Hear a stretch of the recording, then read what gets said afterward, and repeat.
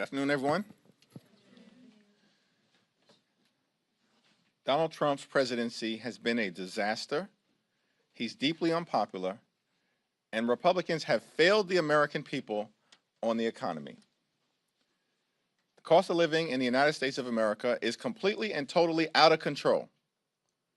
Republicans promised to lower the high cost of living on day one. Costs have not gone down, they've gone up.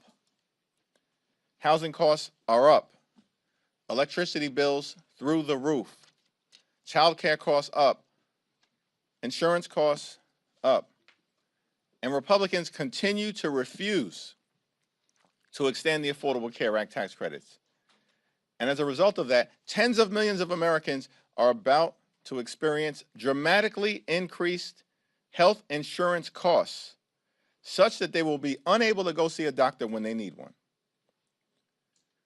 The Affordable Care Act tax credits expire on December 31st. Donald Trump and Republicans don't give a damn. They've done nothing to deal with the health care crisis that Republicans have created. We need to act with urgency now and extend the Affordable Care Act tax credits.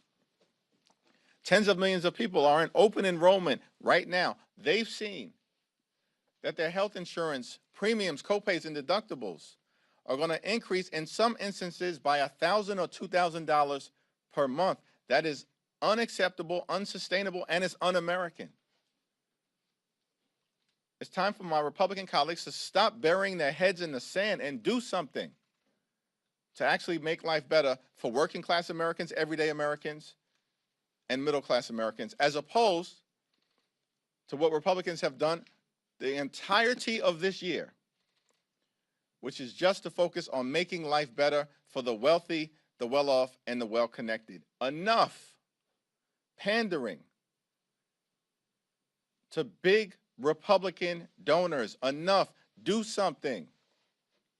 Partner with Democrats to lower the high cost of living and to make life better for the American people. Questions? Mr. Leader, one of your members last night was indicted in Florida for supposedly, allegedly using COVID relief funds from FEMA to bolster her campaign. If the Ethics Committee comes back and corroborates those claims that were made in the indictment, would you expect Congresswoman McCormick to resign? Sheila is entitled to the presumption of innocence like every other American. She's entitled to her day in court, and she's entitled to a jury of her peers who are going to follow the facts and be guided by the law. Thank you. After this week of censures and back and forth over that, Congressman Don Beyer and Don Bacon introduced a proposal to increase the threshold for approving that. Is that something you would support? Don Beyer is an extraordinary and thoughtful member of Congress. We haven't had the conversation about this issue, but I'm open-minded about what the possibilities are in terms of getting the Congress out of this repeated effort by Republicans to censure members, because these extremists in the House Republican Conference have nothing better to do. That's what this week has proven. They were forced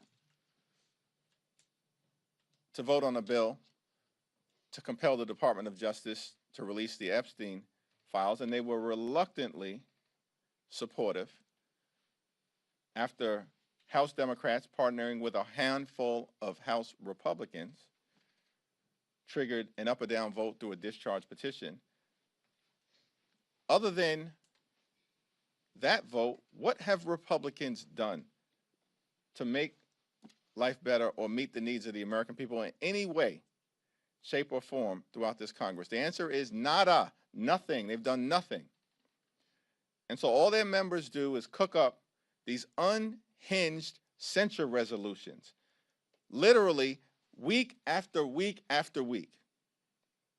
That's all they do, which is why they're deeply in trouble. Donald Trump's approval rating is like 38, 39% across the board, including from Fox News.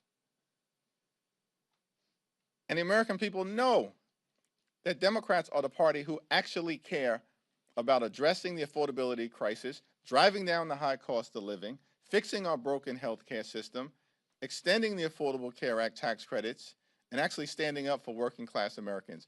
Now that is decisively clear to the American people. We've seen that in the electoral results early this month, where Republicans were crushed, shellacked, beaten down all across America, with the common thread being their extremism and our emphasis on affordability.